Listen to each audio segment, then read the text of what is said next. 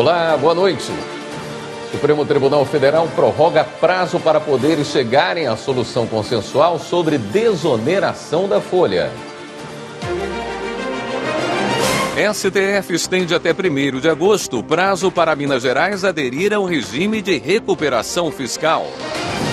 Tribunal Regional Eleitoral de São Paulo caça a absolvição de Roberto Jefferson e da filha dele por ataque à ministra Carmen Lúcia. Conselho Nacional de Justiça afasta desembargador do Paraná que fez comentários misóginos em sessão de julgamento. Condenado por aplicar golpes na revenda de veículos em São Paulo, tem habeas corpus negado pelo Supremo. 123 milhas. Justiça define prazo para que empresa apresente plano de recuperação judicial. E você acompanha ainda a 3ª reportagem da série Cortes Supremas, que vai mostrar como funciona a Suprema Corte do Canadá. Jornal da Justiça desta quarta-feira, 17 de julho, começa agora.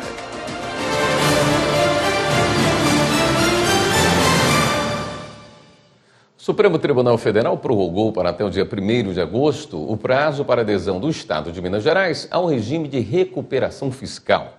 Reportagem é de Carolina Chaves. O regime de recuperação fiscal foi criado em 2017 para ajudar os estados e o Distrito Federal que estejam em grave desequilíbrio fiscal. O estado de Minas Gerais é um deles, com 165 bilhões de reais de dívida com a União. Em abril deste ano, o governador Romeu Zema havia pedido uma segunda prorrogação do prazo para aderir ao RRF. O relator, ministro Nunes Marques, autorizou a prorrogação do prazo por mais 90 dias, por entender que, apesar do Estado não ter aderido ao plano ainda, houve avanços nas negociações para um acordo com a União. Esse prazo termina no próximo sábado, dia 20. No Supremo, o governador do estado de Minas Gerais e o presidente da Assembleia do Estado pediam para que o prazo fosse prorrogado dessa vez até a data do julgamento do mérito pelo plenário físico do STF, marcado para o dia 28 de agosto. O ministro Edson Fachin, no exercício da presidência da Corte, atendeu em parte o pedido do Executivo e Legislativo Estadual. Na decisão, Fachin explicou que, em deferência às atribuições do relator, simplesmente a prorrogação até o dia 28 de agosto expandiria um período maior que o concedido anteriormente. Porém, negar uma determinada prorrogação neste momento do recesso forense pode trazer consequências mais severas do que postergar por alguns dias o lapso temporal fixado pelo relator. Nesse sentido, o presidente em exercício no Supremo concedeu a prorrogação do prazo até o fim do recesso do Judiciário, ou seja, até o dia 1º de agosto.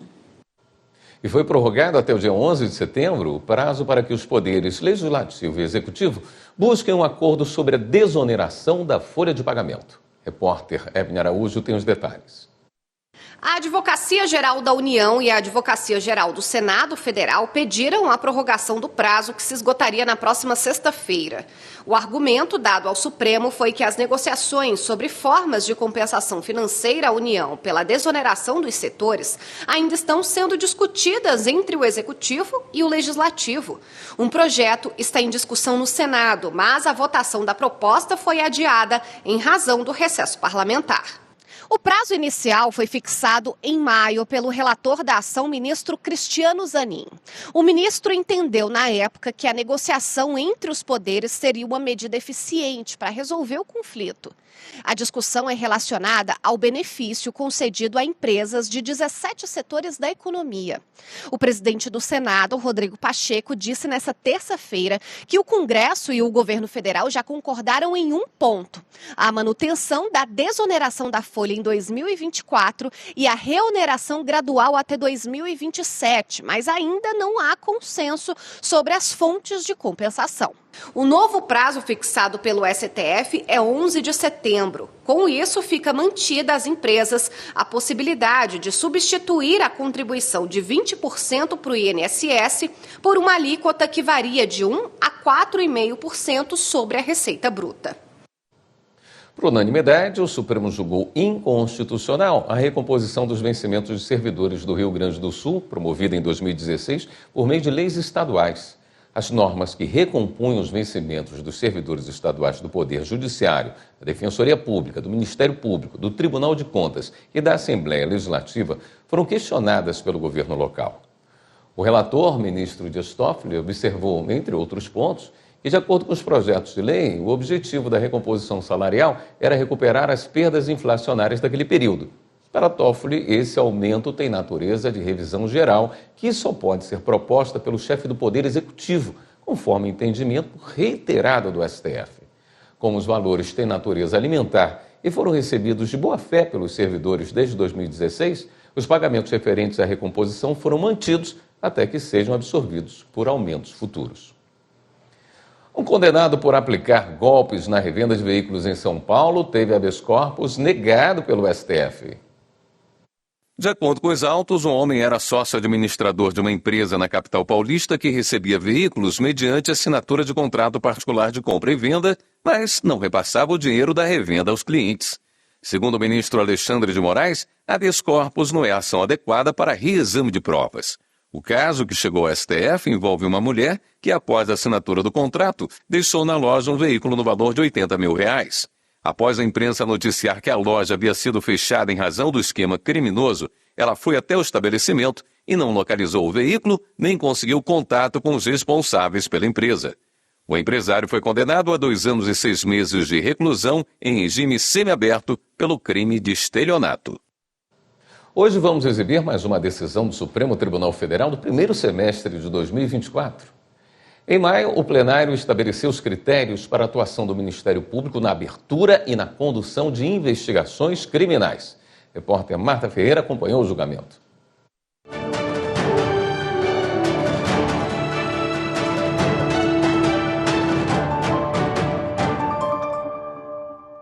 Três ações questionavam leis que permitem ao Ministério Público realizar diligências, notificar testemunhas e requisitar perícias, dados e documentos de autoridades. Os ministros Edson Fachin, relator, e Gilmar Mendes apresentaram voto conjunto definindo algumas condições a serem seguidas pelo MP na instauração dos procedimentos investigativos criminais. Houve consenso sobre a necessidade de comunicação imediata ao Judiciário sobre o início e término das investigações. Procuradores e promotores devem seguir os mesmos prazos das apurações policiais.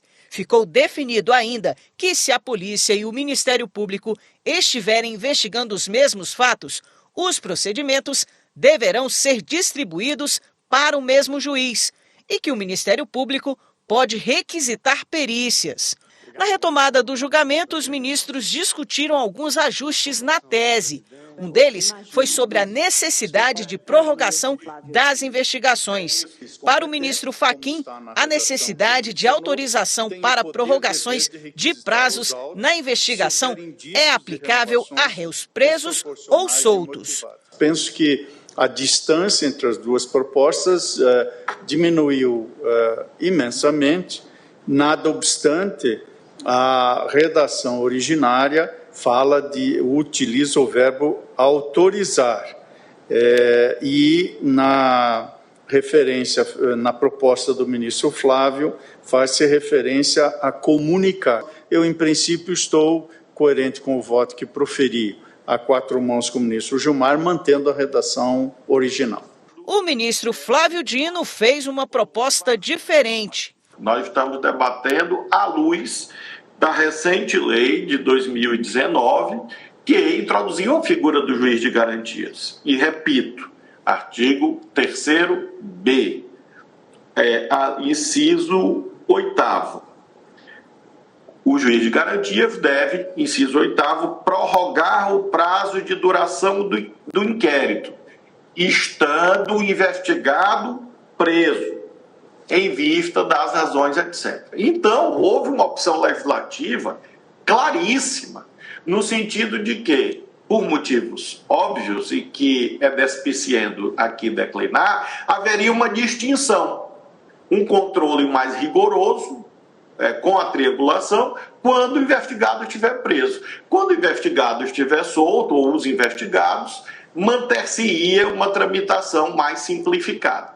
Outro ponto discutido foi sobre a questão de o Ministério Público abrir apuração preliminar sobre ferimentos, mortes e abusos em operações policiais dentro do controle da atividade policial. O item 3.2, portanto, ficaria: a instauração de procedimento investigatório pelo Ministério Público deverá ser de forma motivada sempre que houver suspeita de envolvimento de agentes dos órgãos de segurança pública na prática de infrações penais ou sempre que mortes ou ferimentos graves ocorram em virtude da utilização de armas de fogo por esses mesmos agentes. Havendo representação, a não instauração do procedimento investigatório deverá ser sempre motivada. Assim, o Supremo Tribunal Federal validou o poder de investigação criminal do Ministério Público e definiu os parâmetros para regular esses procedimentos. Essa decisão, somada à do juiz de garantias relatada pelo ministro Luiz Fux, arruma bastante esse tema da investigação pelo Ministério Público, mantendo a autonomia da instituição e a sua autoridade própria, porém preservando o controle judicial na medida do que o tribunal considerou necessário. Você vai ver ainda hoje, CNJ afasta desembargador do Paraná e fez comentários misóginos em sessão de julgamento. E a seguir, TRT de São Paulo caça a absolvição de Roberto Jefferson e da filha dele por ataque à ministra Carmen Lúcia. Voltamos já.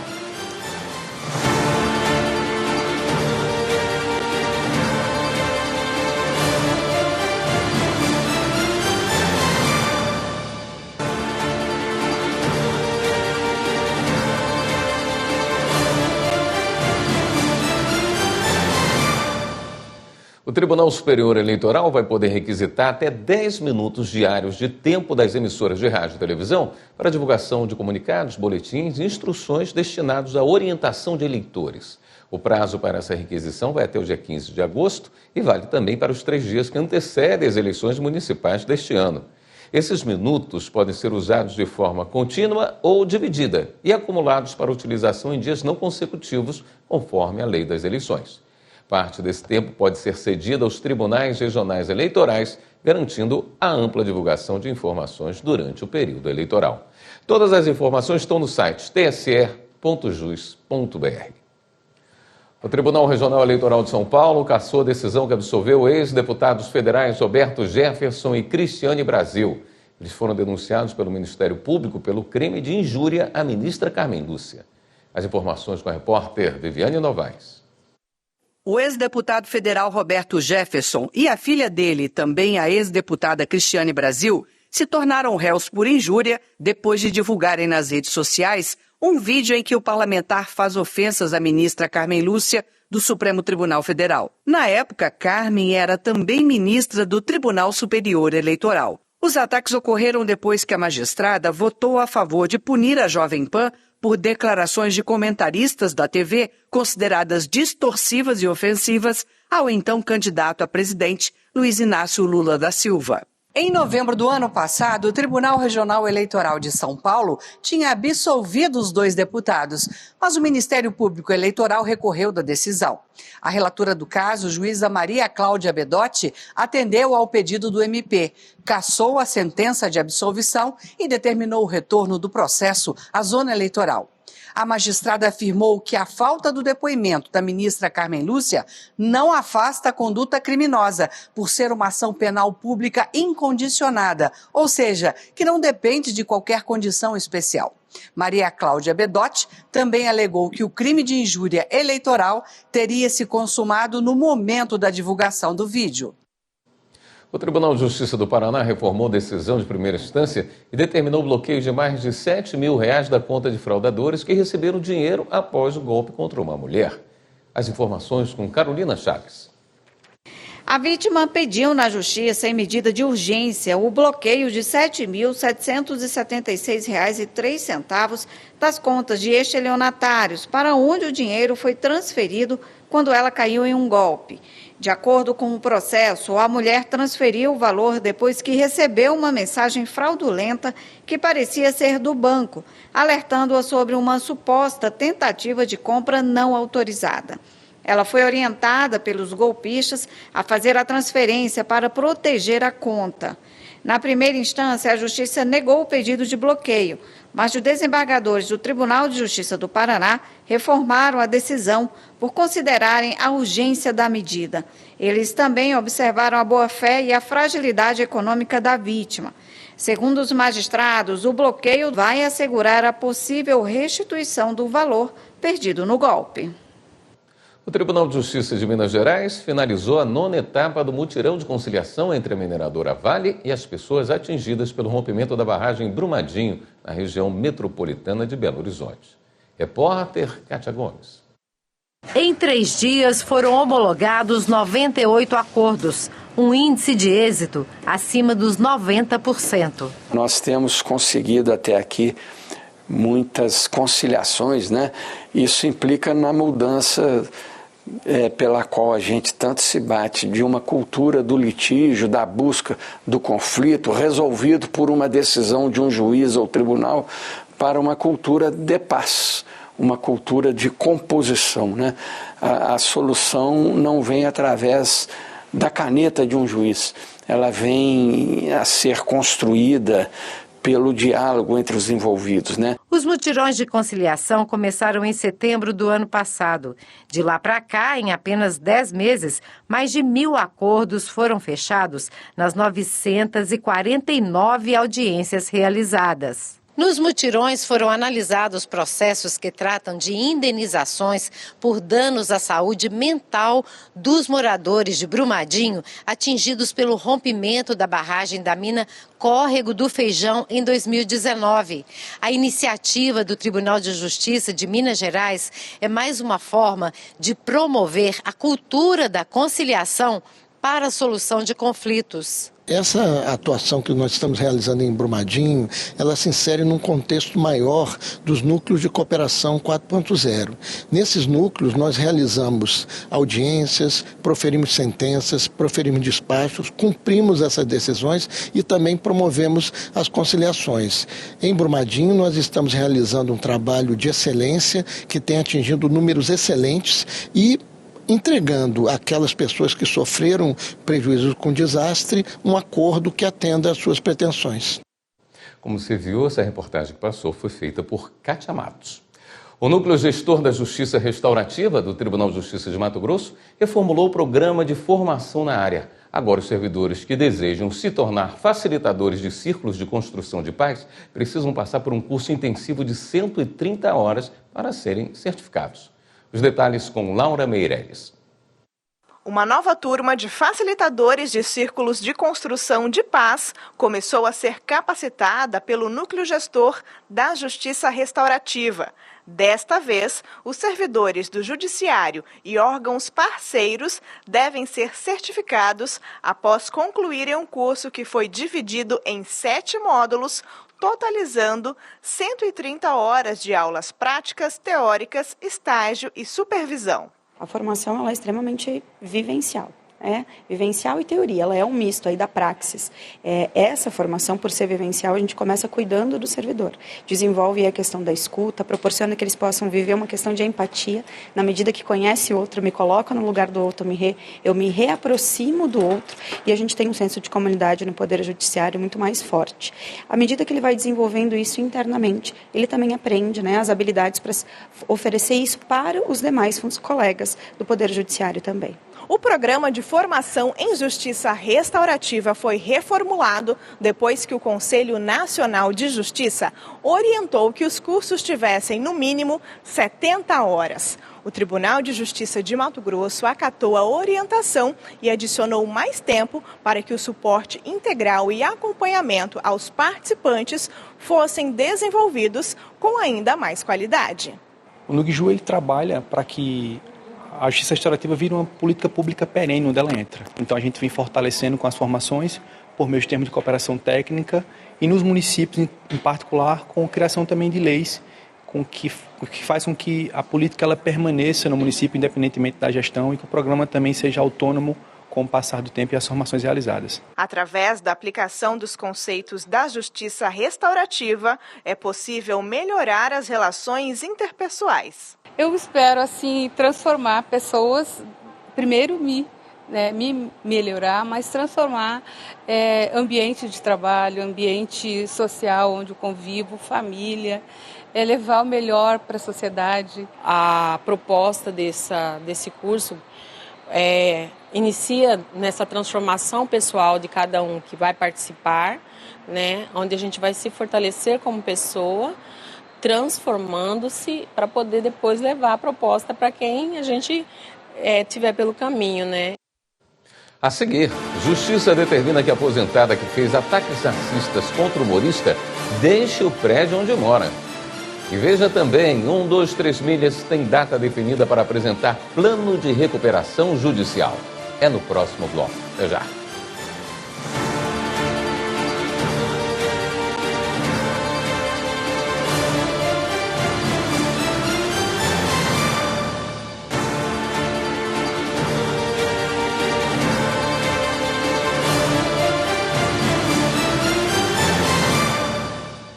Hoje teve uma audiência de recuperação judicial da 123 Milhas. Em agosto, faz um ano que a empresa suspendeu pacotes de viagens e passou a ser alvo de ações judiciais. A Justiça divulgou um cronograma das próximas etapas e estipulou prazos. Repórter Pablo Lemos tem os detalhes. A audiência em Belo Horizonte, no Tribunal de Justiça de Minas Gerais, foi virtual e transmitida ao vivo, para permitir o acesso dos mais de 700 mil credores lesados pela 123 Milhas. O processo já soma cerca de 30 mil páginas, de acordo com a juíza da primeira vara empresarial na cidade. Não se trata de uma recuperação comum, é uma recuperação que vem desafiando todos nós pela quantidade de credores, pela multiplicidade de pessoas que são atingidas pela recuperação e por todas as questões tecnológicas que a gente está tendo que enfrentar para tentar produzir o melhor trabalho possível e dar uma resposta à sociedade. O primeiro passo do cronograma divulgado na audiência vai ser a publicação em até 30 dias de um edital com a lista dos credores e o valor da dívida de cada um deles.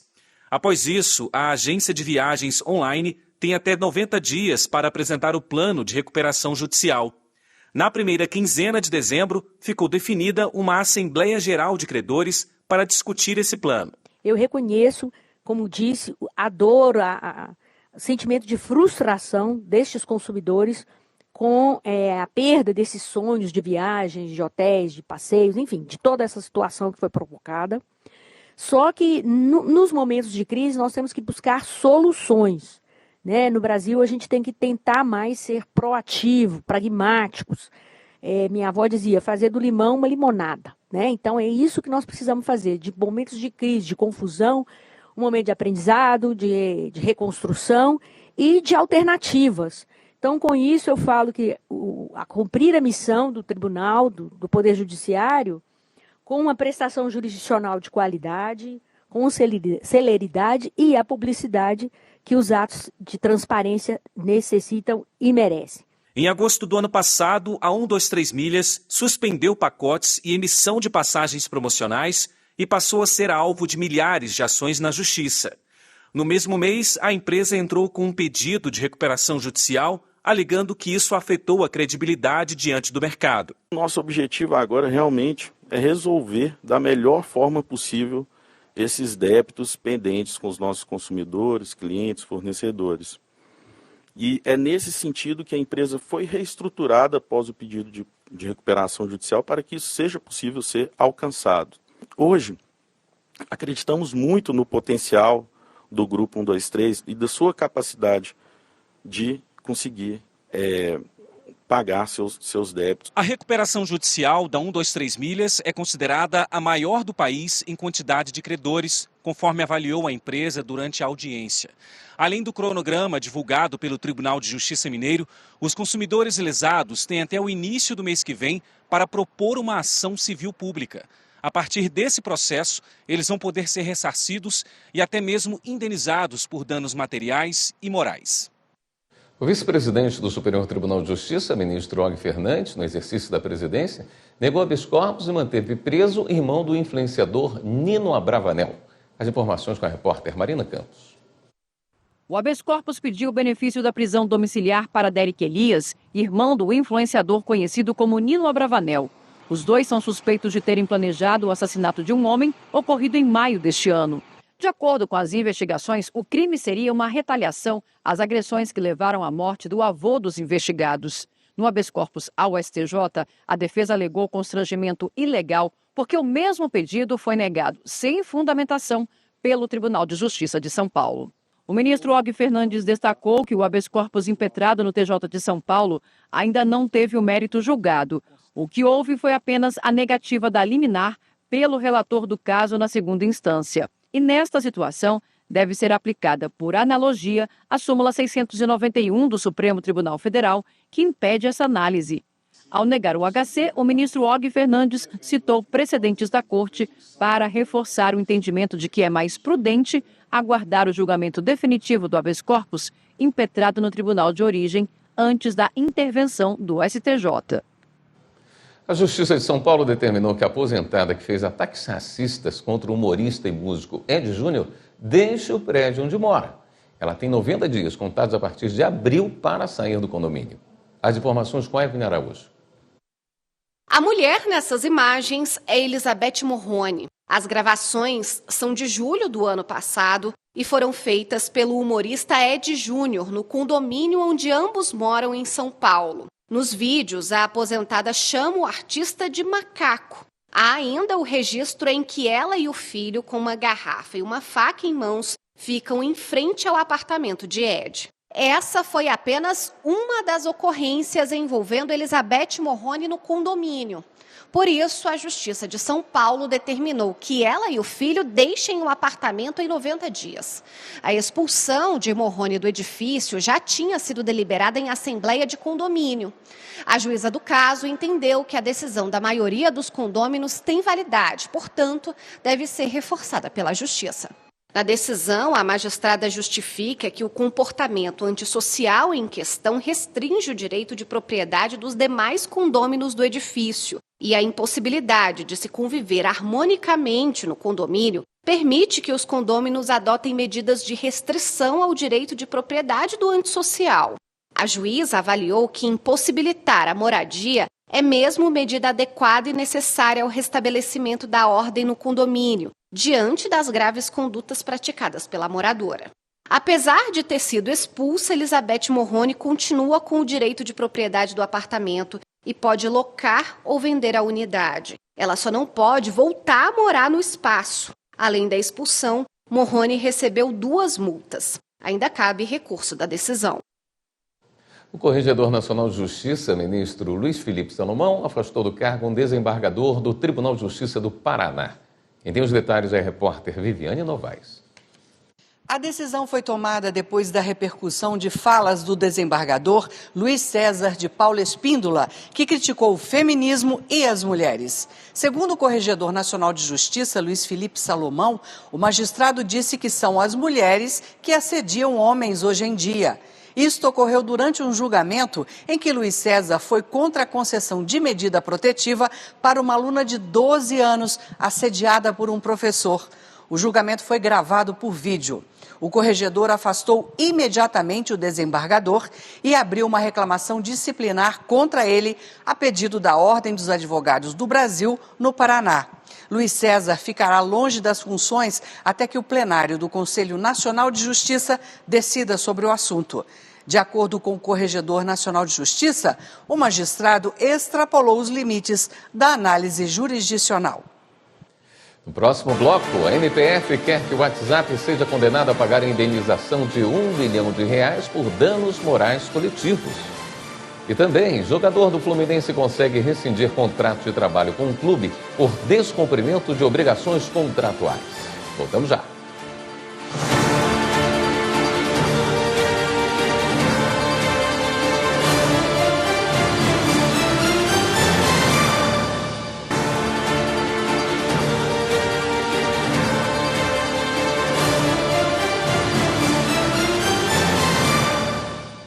O Ministério Público Federal e o Instituto de Defesa do Consumidor ajuizaram uma ação civil pública para que o WhatsApp seja condenado a pagar a indenização de R$1 bilhão por danos morais coletivos.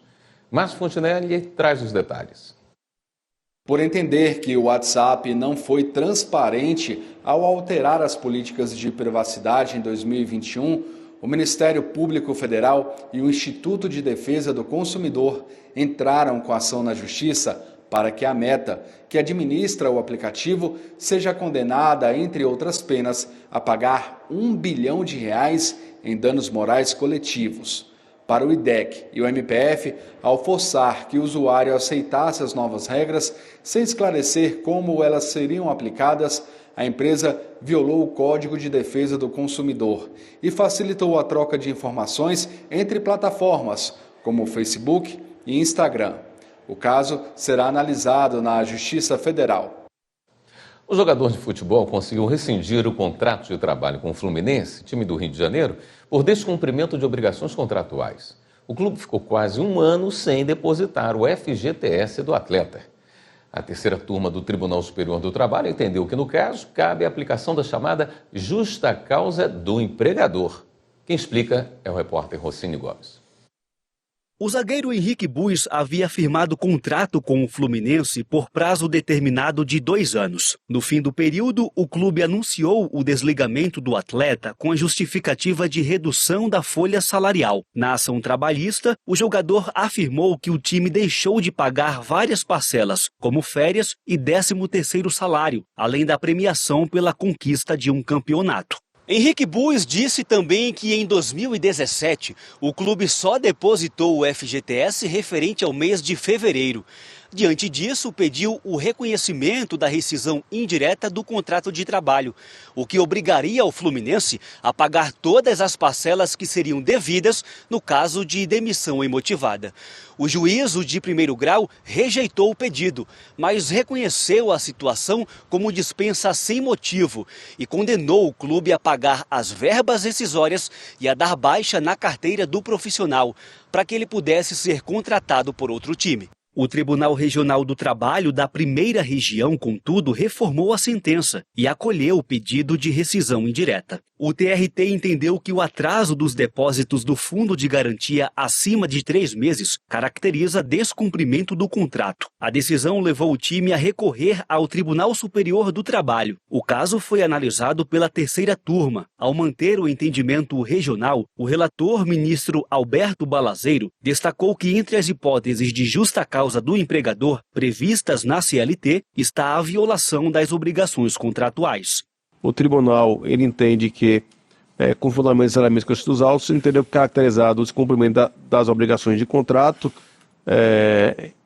a sustentar a rescisão indireta na forma do artigo 483-D da CLT, com 31 para os primeiros 1 e 2 da Lei Pelé, 9.615/98, condição que por si só acarreta no acolhimento do pedido de reconhecimento de rescisão indireta.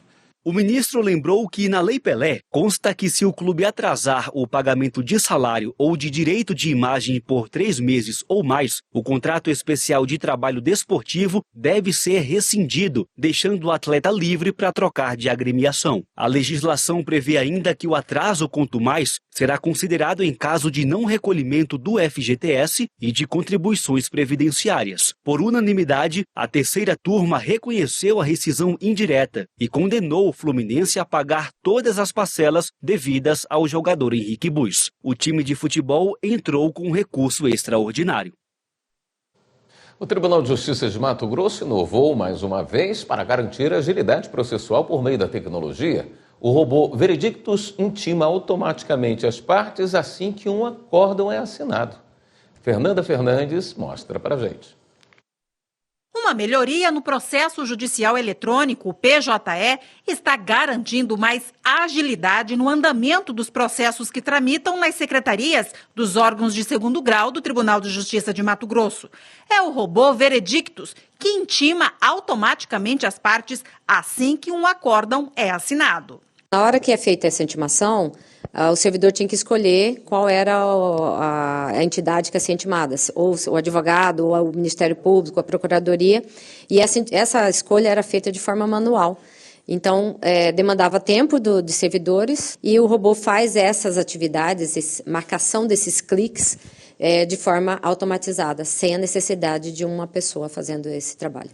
Apenas na primeira semana de funcionamento, entre os dias 3 e 10 de julho, já foram publicados 1.047 acórdãos oriundos das 2ª, 3ª e 4ª Câmaras de Direito Privado do Tribunal de Justiça, gerando cerca de 4.000 expedientes.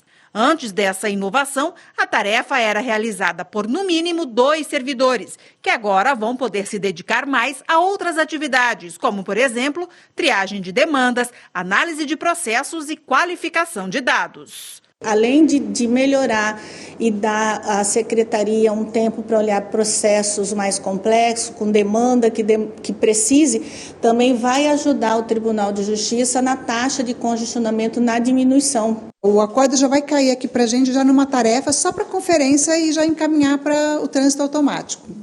Então, praticamente, o desembargador assina o acordo e o robozinho já vai fazer a publicação, já vai chegar na secretaria publicado. A gente só vai confirmar. Então, um clique eu já resolvi o que antes eu dava 10 cliques. O Superior Tribunal de Justiça vai promover uma audiência pública sobre metas de inovação no Poder Judiciário. Confira. A audiência pública vai discutir de forma colaborativa a importância das metas de inovação de 2025 no Poder Judiciário. Marcada para o dia 24 de julho, às 2h da tarde, o evento será virtual e terá transmissão ao vivo pelo canal do STJ no YouTube. Quem quiser participar como orador deve solicitar a inscrição até o dia 19 de julho pelo formulário disponível no site do STJ. A lista final de oradores selecionados, com os horários de apresentação, será divulgada no dia 22 de julho em notícia no portal do STJ. Cada orador terá 5 minutos para se manifestar. Para mais informações ou para encaminhar documentos, basta entrar em contato pelo e-mail stj.ge@stj.jus.br. No STJ, é o Laboratório de Inovação o responsável por propor mudanças que resultem na melhoria dos serviços públicos. A audiência pública também está alinhada ao cumprimento das metas nacionais do Poder Judiciário, monitoradas pelo Conselho Nacional de Justiça. A seguir, o Tribunal de Justiça de Alagoas celebra 132 anos. E ainda, na terceira reportagem da série Cortes Supremas, a gente mostra como funciona a Suprema Corte do Canadá. Voltamos em instantes.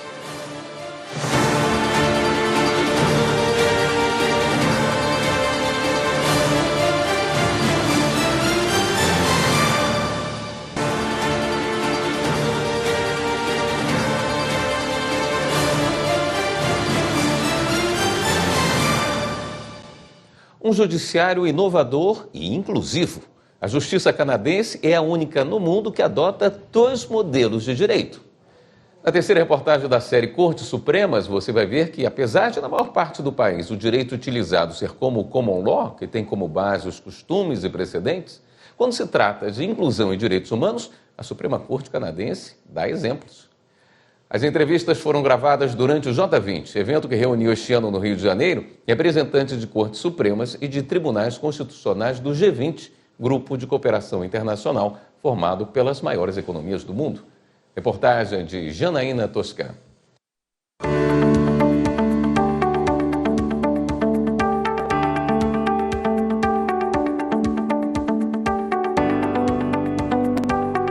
Quando se trata da luta por conquistas civis, os canadenses têm uma importante aliada. A Carta Canadense de Direitos e Liberdades garante direitos fundamentais aos cidadãos, incluindo liberdades individuais, direitos de igualdade e proteções legais. A Carta é uma parte fundamental da Lei do Canadá, de 1982. A nova Constituição marcou a independência total deste país, no norte da América, em relação ao seu colonizador, o Reino Unido. Um processo que levou mais de 100 anos para chegar ao fim. E apesar de existir desde 1875, num belo edifício na capital, Ottawa, o papel mais significativo na história da Suprema Corte do Canadá se dá a partir dos novos rumos que a soberania traz. In every field, in other words, in the freedom of expression, We have a Charter of Rights since 1982, so the court is the guardian of the Constitution, according to this Charter of Rights. So the court is called to deal with all kinds of issues related to the Charter of Rights. So it has an immediate impact on every citizen of the country, whether it be social, economic, political, constitutional. A defesa e o respeito aos princípios da Carta de Direitos fizeram a Suprema Corte canadense proferir sentenças que viraram referência na discussão sobre direitos humanos em nível mundial ao longo das últimas décadas. Em 1985, por exemplo, a Corte decidiu que o direito à liberdade de expressão garantido pela Carta incluía também o direito de protestar pacificamente em propriedades privadas com caráter de locais públicos, como shopping centers. Outro caso relevante ficou conhecido como Egan versus Canadá, de 1995. Numa decisão polêmica, os juízes de lá consideraram inconstitucional a exclusão de casais formados por pessoas do mesmo sexo do benefício federal de pensão de sobrevivência. O entendimento abriu caminho para o reconhecimento dos direitos homoafetivos no Canadá, quando poucos países tratavam abertamente do assunto. Aliás, inclusão é um tema caro aos canadenses e a composição da mais alta corte do país reflete isso. So we are 9 judges. 5 of the 9 judges are women, by the way. We have one indigenous judge also. So in terms of inclusion, we were talking about inclusion a few seconds ago. So I think that the Supreme Court is leading the way. Como houve a colonização canadense, e acho que na América inteira, houve um desrespeito aos indígenas, à comunidade indígena, o Canadá está tentando trazer isso de volta, e isso está refletindo nos aborígenes australianos, em questão de respeito à legislação indígena, não apenas a legislação, mas o procedimento indígena de resolução de conflito. Agora a gente tem que aguardar para ver como é que isso vai, mas com certeza é algo vanguardista do Canadá e é algo que deve refletir, pode e deve refletir nos demais países que também desrespeitar as comunidades indígenas. Falando em respeito e inclusão, uma curiosidade está na base da justiça canadense. É o único sistema bijural do mundo. Na maior parte do território, de origem britânica, o direito utilizado é o de common law, que tem como fundamento os costumes e precedentes. Mas na província de Quebec, onde predominou a colonização francesa, é adotado o civil law, em que o direito civil é que dita as regras. E Quebec tem um Código Civil de origem napoleônica, para tratar de relações particulares, relações privadas entre as partes. Então eles conseguiram guardar aquela herança deles, a herança francesa, e isso eu achei extremamente elegante, extremamente charmoso. E o Canadá conseguiu também fazer uma fusão, ou fazer um mesclado do common law, respeitando o direito civil, o civil law, dentro do próprio país. The court is called to deal with matters in both civil law and common law, and also everything is bilingual. We deal with, every decision of the court is released in both languages. So that's very particular to Canada and to the Supreme Court. And we try to always protect that notion of bijural and bilingual.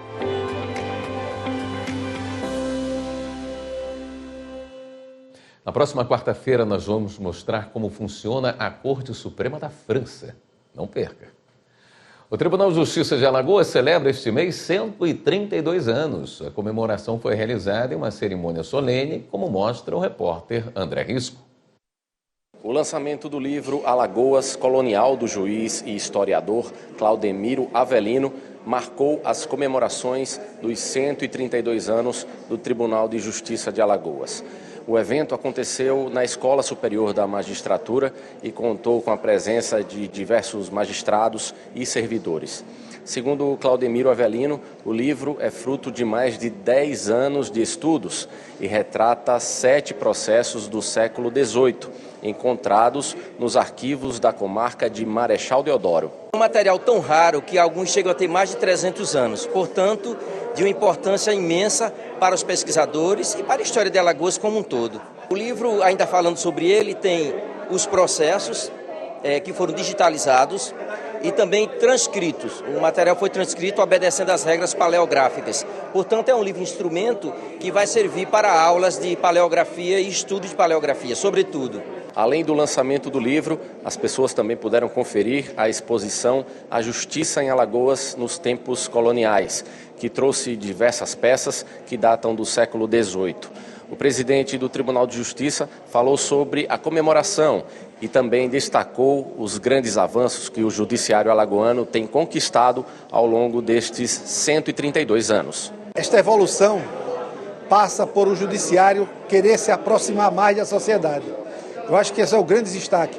Haja visto os grandes projetos sociais que o Poder Judiciário hoje ele encampa. Eu estou muito feliz por estar aqui na escola, por fazer parte do Poder Judiciário e por estar participando deste aniversário de 132 anos. O Jornal da Justiça fica por aqui. Na sequência, você acompanha o programa Artigo 5º, que vai falar sobre direito espacial. E na Rádio Justiça, fique com a Voz do Brasil. Obrigado pela companhia. Até amanhã.